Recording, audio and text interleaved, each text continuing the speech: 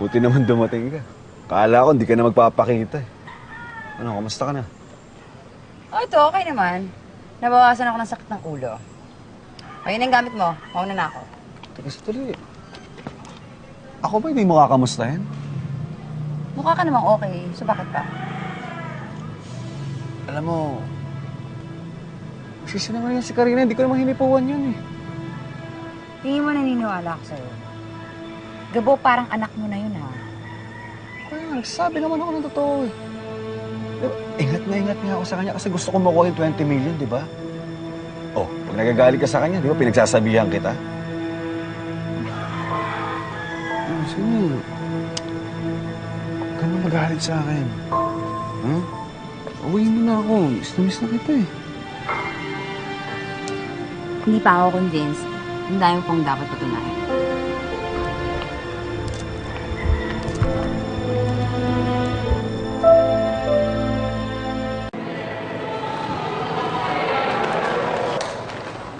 Mukhang panalo ah. Hindi naman bala to. Grabe naman to. Bakit? Hindi mo ba ako namimiss? Hindi. Sakit mo naman magsalita. Tala ko, miss na nga kita eh. Ano, gusto ko na umuwi sa atin eh. Ano, pwede na ba? Siyempre hindi. Teka, sandali. Kamusta na pala si Karina? Hinahanap niya ba yung yaya niya?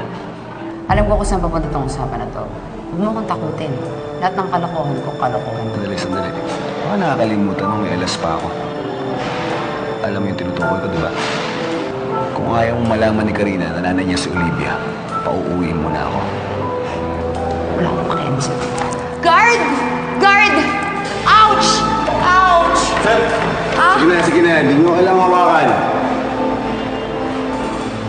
Ba tayo tapos, Loretta? Okay, guard, thank you. Thank you so much. Thank you, ma'am. Ano ba?